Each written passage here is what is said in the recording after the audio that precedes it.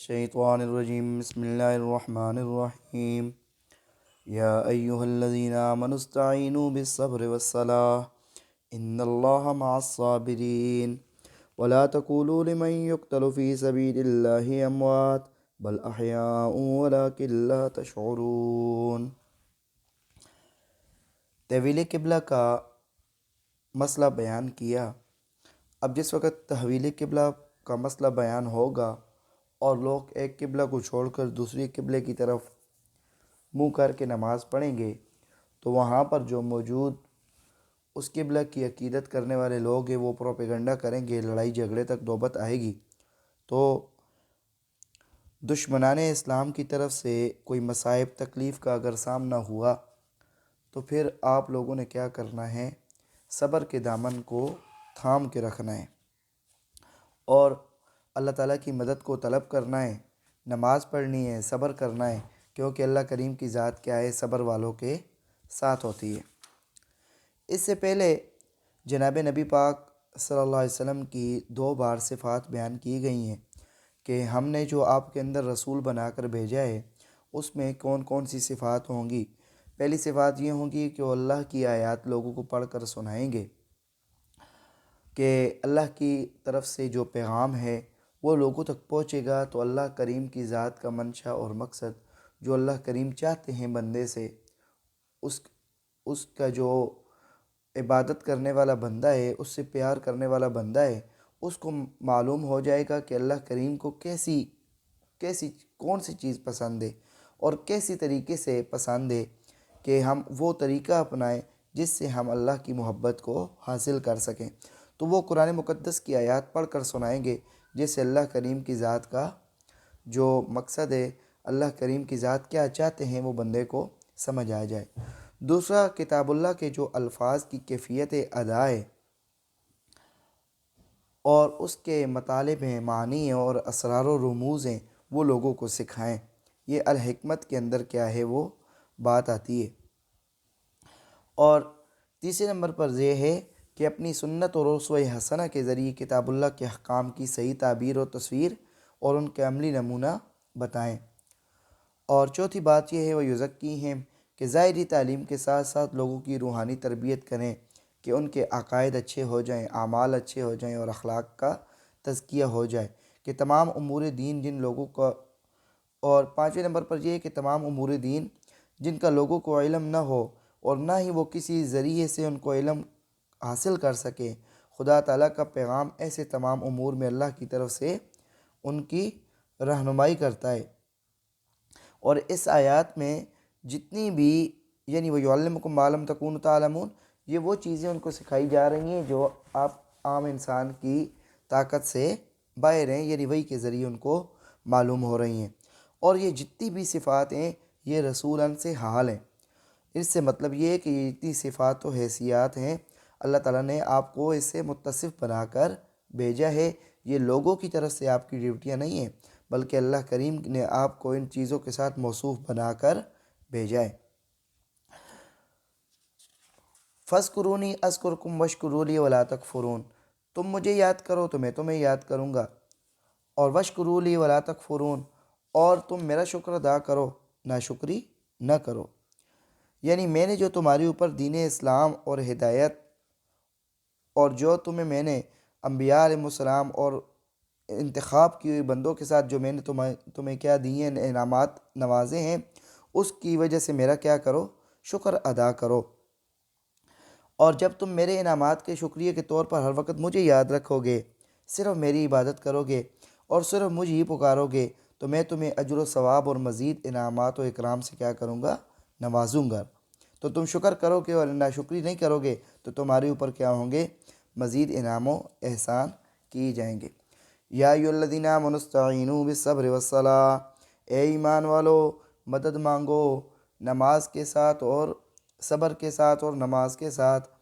ان اللہ مع الصابرین، بے شک اللہ کی ذات بہت صبر کرنے والوں کو پسند کرتے ہیں، ان کے ساتھ ہیں۔ ولا تقولوا لمن يقتل في سبيل الله اموات، اب اگر یہ صورت آ گئی کہ کچھ شہداء اگر اس دین کے معاملے کے اندر لوگوں نے ظلم کیا اور کوئی شہید ہو گیا تو اس کا پھر کیا ہے مقام ہے؟ وَلَا تَقُولُوا لِمَن يُقْتَلُ فِي سَبِيلِ اللَّهِ أَمْوَاتٌ، نہ کہو ان کو جو مارے گئے اللہ کے راستے میں کہ وہ مردہ ہیں، یعنی عام مردوں کی طرح وہ مردے نہیں ہے، بلکہ اللہ تعالیٰ نے ان کو کیا ہے ایک خصوصی امتیاز کیا ہے دیے ہیں جو عام مردوں کو حاصل نہیں ہوں گے۔ بل احیاء، بلکہ وہ تو زندہ ہیں، ولکن لا تشعرون، لیکن تم اس کا شعور نہیں رکھتے ہو۔ شعور سے مراد کیا ہے کہ تم اپنے حواس کے ذریعے اس حیات کو سمجھ نہیں سکتے۔ وَلَنَبْلُوَنَّكُمْ بِشَيْءٍ مِّنَ الْخَوْفِ وَالْجُوعِ وَنَقْصٍ مِّنَ الْأَمْوَالِ وَالْأَنفُسِ وَالثَّمَرَاتِ وَبَشِّرِ الصَّابِرِينَ۔ نبلونکم مطلب کیا ہے یہاں پر امتحان ہے، اور البتہ ضرور بضرور ہم تمہارا امتحان لیں گے بشیء من الخوف، کچھ ڈر سے، ڈر میں کچھ چیز آپ کے اوپر کچھ خوف آ جائے گا، والجوع کبھی بھوک آ جائے گی، ونقص من الاموال والانفس اور کبھی مال کم ہو جائیں گے اور کبھی جانیں کم ہو جائیں گی، والثمرات اور کبھی پھل میوے کم ہو جائیں گے۔ یعنی دنیا کے اندر یہ امتحان ہے، کبھی تمہارے اوپر خوف آ جائے گا، کبھی بھوک آ جائے گی، کبھی کیا ہے مال کی کمی ہو جائے گی، کبھی جانوں کی کمی ہو جائے گی، کبھی پھلوں کی کمی ہو جائے گی، لیکن ہر حالت میں آپ نے صبر کا دامن نہیں چھوڑنا ہے۔ وبشر الصابرین، خوشخبری دے دو اے میرے نبی صلی اللہ علیہ وسلم الصابرین، صبر کرنے والوں کو۔ صبر کرنے والے کون ہیں؟ الذین اذا اصابتہم مصیبت، کہ جب ان کو پہنچتی ہے کوئی مصیبت تو وہ کہنے لگتے ہیں انا للہ و انا الیہ راجعون، کہ بے شک ہم اللہ ہی کا مال ہیں اور اسی کی طرف لوٹ کر جانے والے ہیں۔ صبر اصل کیا ہے اور صبر کون سا اجر کا مستحق ہے؟ یہ اس وقت ہے کہ جب مصیبت کی ابتدا ہو تو اس وقت دل پر کیا ہے ہاتھ رکھنا ہے اور یہ کہنا ہے انا للہ و انا الیہ راجعون۔ انا للہ و انا للہ سے بندہ اس بات کا اقرار کرتا ہے کہ میں آپ کا مملوک ہوں اور میں آپ کا کیا ہوں؟ بندہ ہوں، میرے اندر عاجزی ہے اور میں آپ کا کیا ہوں؟ غلام ہوں۔ وَإِنَّا إِلَيْهِ راجعون سے بعض کا اقرار کرتا ہے کہ قیامت کے دن میں آپ کے سامنے ایک عاجز بندے کی حیثیت سے کھڑا ہوں گا، تو پھر آپ ہی نے میرے اوپر رحم کرنا ہے کہ میری کیا ہو جائے؟ بخشش ہو جائے۔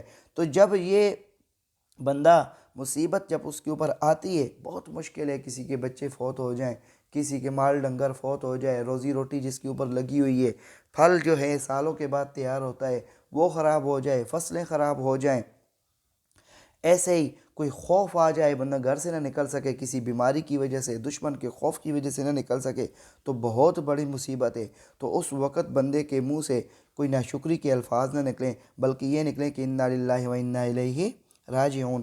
اور یہاں پر حدیث پاک کے اندر بھی یہ اس کی طرف اشارہ ملتا ہے، اس رول معانی کے اندر یہ بات لکھی ہوئی ہے کہ اجر اس وقت ہے، صبر کا اجر اس وقت ہے کہ جس وقت اس کو خبر ملی ہے مصیبت کی، تو اس وقت وہ کیا کرے؟ اول صدمے کے وقت کیا کرے؟ صبر کرے۔ تو اللہ کریم ہمیں آزمائشوں سے ہماری عافیت کا معاملہ کریں اور ہمیں معاف فرمائیں اور ہمیں صبر کرنے کی توفیق عطا فرمائیں۔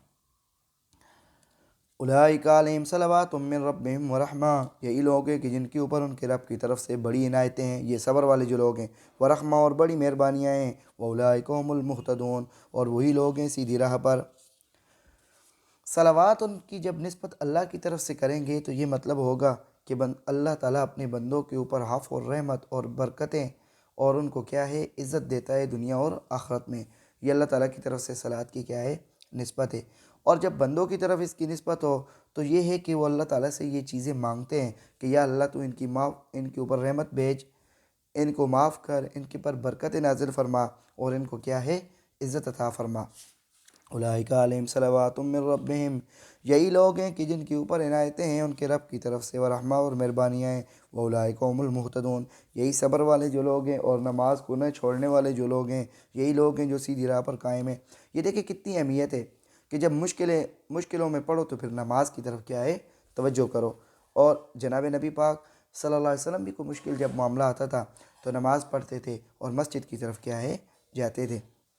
تو نماز جو ہے یہ مشکلوں کے حل کا ذریعہ ہے۔ آج اگر ہماری زندگی کے اندر سے فرض کی کمی ہے، ہماری نمازیں جو ہے مرد پڑھتے ہیں تو گھروں میں پڑھتے ہیں یا سرے سے پڑھتے ہی نہیں ہیں، کوئی نیند کی وجہ سے نماز رہ رہی ہے اور اسی طرح کوئی بزنس کی وجہ سے نماز رہ رہی ہے، تو پھر بندہ سکون مانگے تو پھر کہاں سے سکون آئے گا؟ تو یہ اللہ تعالیٰ کی مدد جو ہے، اللہ تعالیٰ کی رحمت اور سکون، یہ اللہ تعالیٰ کا ایک کیا ہے کرم ہے۔ تو اطاعت والوں کو ملتا ہے، جو اللہ تعالیٰ سے تعلق رکھتے ہیں ان کو کیا ہے وہ سکون کی نیند کیا ہے سوتے ہیں۔ ان الصفا والمروۃ من شعائر اللہ فمن حج البیت او اعتمر فلا جناح علیہ ان یطوف بہما، ومن تطوع خیرا فإن اللہ شاکر علیم۔ یہاں سے دوسرے شبے کا جواب ہے کہ صفا اور مروہ جس کی سعی کا اور جس کے گرد چکر لگانے کا امت محمدیہ علیہ تحیہ وسلام کے امت محمدیہ کو کیا ہے حکم دیا گیا ہے، ان کے اوپر تو مشرکین نے دو بت رکھے ہوئے تھے۔ صفا پر اصاف نامی بت تھا اور مروہ پر نائلہ نامی بت تھا، اور مشرکین جب صفا اور مروہ کے اوپر چکر لگاتے تھے تو ان بتوں کو کیا ہے ان کے سامنے جھکتے تھے اور ان کے کیا ہے بوسے لیتے تھے۔ تو وہ اعتراض کرتے تھے کہ مسلمانوں نے اس جگہ پر طواف کرنے کا کیا ہے، مسلمانوں کو اس جگہ کے طواف کرنے کا حکم دیا گیا ہے جس کے اوپر کیا تھے، بت تھے، تو یہ توحید والا مذہب ہے، تو یہ ان باتوں کی اجازت کیوں دیتا ہے؟ تو اس کا یہ اس بات کے اندر جواب دیا گیا ہے کہ اصل صفا اور مروہ یہ اللہ تعالیٰ کی طرف سے جو شعائر تھے، اللہ تعالیٰ کی توحید کے جو شعائر تھے، نشانیاں تھیں، اور موحدین کا یہ عمل تھا، وہ تھا۔ آپ لوگوں نے ان کے اوپر بت لگائے ہیں تو وہ آپ کی کمی ہے، تو بتوں کو جب توڑ دیا گیا تو یہ اصل کی طرف جب لوٹا ہے تو یہ ملت ابراہیمی پر حضرت محمد مصطفیٰ صلی اللہ علیہ وسلم قائم ہے، تو ملت ابراہیمی کے اندر یہ چیز تھی، تو یہ ان کو حکم کیا ہے دوبارہ دیا گیا ہے کہ ملت ابراہیمی پر قائم رہیں اور ان کی اتباع میں پایہ تکمیل کو یہ پہنچ جائیں۔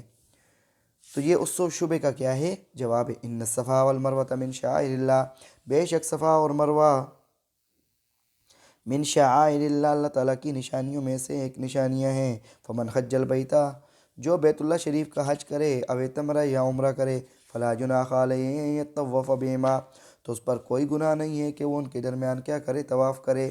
ومن تطوع خیرا، جو کوئی اپنی خوشی سے کچھ نیکی کا کام کرے گا تو بے شک اللہ تعالیٰ کی ذات بہت قدردان ہے، علیم جاننے والی ہے۔ انفیہ کے نزدیک، احناف کے نزدیک یہ جو سعی ہے حج اور عمرہ کے اندر یہ واجب ہے، اگر رہ گئی تو یہ اس کو کیا ہے دم دینا پڑے گا، بکرا یا دمبا ذبح کرنا پڑے گا۔ کچھ بزرگ جو ہیں امام احمد رحمۃ اللہ علیہ کی طرف منسوب ہے کہ وہ اس کے کیا ہیں، امام احمد رحمۃ اللہ علیہ کے نزدیک یہ سنت مستحبہ ہے، اور حضرت مالک اور امام شافعی رحمہ اللہ کے نزدیک یہ فرض ہے، اور امام صاحب رحمۃ اللہ علیہ کے نزدیک یہ واجب ہے۔ تو یہاں پر یہ ہے کہ یہاں پر تو عبارت لا جناح، تو لا جناح مطلق جواز کے لیے آتا ہے، آگے وہ حکم واجب ہو یا غیر واجب ہو اس کے اندر کیا ہے فقہ کی کتابوں میں اس پر کیا ہے دلائل دیے جاتے ہیں۔ تو لا جناح سے مراد یہاں پر اس اعتراض کی نفی ہے جو کیا ہے مشرکین کی طرف سے تھا، کہ یہاں پر تو کیا تھے بت تھے اور لوگ کیا کرتے تھے شرک کرتے تھے، تو اب جب بت ٹوٹ گئے تو اب طواف کرنے میں کوئی حرج نہیں ہے، آگے واجب ہے یا فرض ہے یا سنت مؤکدہ ہے، تو یہ حضرات کا اپنا اپنا کیا ہے فتویٰ ہے کہ انہوں نے دلائل میں غور کر کے کیا ہے فتویٰ دیا ہے۔ تو ہمارے امام صاحب رحمۃ اللہ علیہ کے نزدیک یہ کیا ہے واجب ہے، اگر رہ گیا تو حاجی پر یا عمرہ کرنے والے پر کیا ہوگا، دم کیا ہوگا، لازم ہوگا۔